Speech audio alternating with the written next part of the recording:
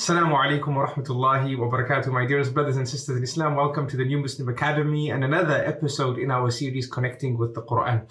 In today's episode, I want to discuss with you all an important theme in the Quran, and that is related to the purpose of life. Countless verses in the Quran teach us about the purpose of life, either directly or indirectly.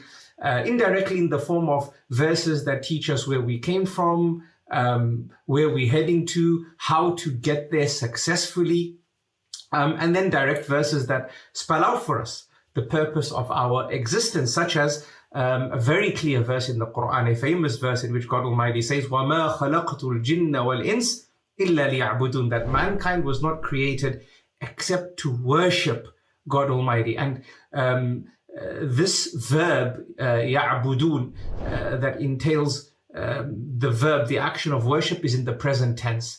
And in the Arabic language, the present tense denotes an action that is done presently, but also something that is done continuously. So this is the reality of our existence, the purpose of our existence, that we exist to worship God Almighty. But we should not have a restricted understanding of the idea of worship, because somebody might say, hold on, if I was only created to worship God Almighty, then I should just be in the masjid, in the mosque. I shouldn't work, I shouldn't get married, and so on and so forth. But the reality is, the messenger himself, he worked, he got married, and so on and so forth, which means that worship must have a more comprehensive understanding, and indeed it does. When God Almighty says that He didn't create us except to worship Him, no doubt He means that the direct acts of worship, that which was revealed as an act of worship, such as our salah, which is the ritual worship we do 5 times a day in a compulsory way, or countless times in a voluntary way. Salah, which is commonly translated as worship, or as prayer, that is a direct, revealed form of worship. We have the pilgrimage, a direct, revealed form of worship. Fasting the month of Ramadan, a direct, revealed form of worship. So yes, when God Almighty says you were created to worship Him, no doubt it entails these direct, revealed acts of worship, but also it entails every other aspect of life that we do, but not just do it for the sake of doing it for the sake of the results that come from doing it, but rather doing it whilst making God Almighty our purpose for doing it. Whenever you make God Almighty your purpose for doing something, it becomes a form of worship. Why? Because you complete that act in the remembrance of God Almighty, of Allah subhanahu wa ta'ala. And if you live this God-centric kind of life whereby everything you do is connected to God Almighty, then this is what the verse refers to, the purpose of existence, living in the remembrance of God Almighty, living in a God-centric way, living in the worship of God Almighty. You are not created except to worship God Almighty. So to give you a practical example, through making God Almighty our purpose for whatever we do, we can make our sleep a form of worship. We can make going to the gym a form of worship. We can make our eating a form of worship. We can make marriage, holidaying a form of worship. These things that we generally consider a mundane activity of life, right? This is just part and parcel of life, working, going to school, becoming educated. These are mundane activities of life. But no, for a believer,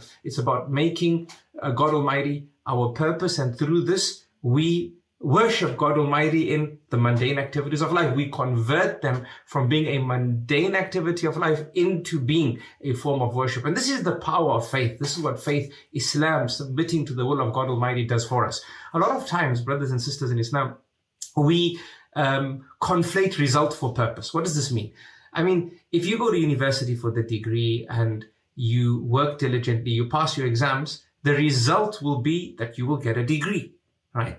So irrespective of purpose, your application is connected to a result, and that result is getting the degree. If you go to work and you work diligently, that application is connected to a result, and that result is the salary. So when you conflate result for purpose, effectively you say, I go to work for the salary, I go to university for the degree. But guess what? I go to the gym to become fitter and stronger. But guess what? Those are all results of what you do. right? Whether you intended to get fit, you will get fitter, right? If you go to the gym regularly, whether you intended to get a degree or you didn't intend to get a degree, if you went to university and you were diligent, you'll still get the degree. Whether you intended to get a salary, if you went to work and you work diligently, contractually, you will get a salary. It doesn't matter what your intention is, right? So to live in the remembrance of God Almighty is to leave the result where the result should be and not take it to the level of purpose. Purpose should be where we place God Almighty. So how does this work practically again? Well, you could go to the gym to get fit, and that means nothing because getting fitter and stronger is a result of going to the gym. Or you could say, I'm going to the gym to become stronger and fitter so I can worship God Almighty better, so that I can look after this body which God Almighty gave me as a trust. Now you've made God Almighty your purpose for going to the gym. And guess what? You will be in the worship of God Almighty whilst gymming and training. And at the same time, you will get stronger and fitter because that's a result.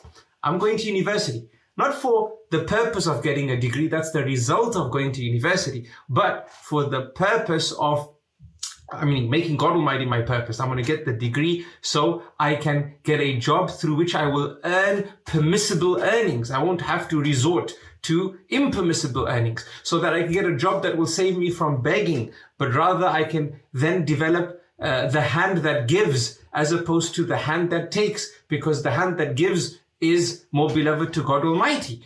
And through this, I can feed myself permissible, from permissible earnings. I can feed my family from permissible earnings because this is more beloved to God Almighty. So here you've made God Almighty your purpose. And guess what?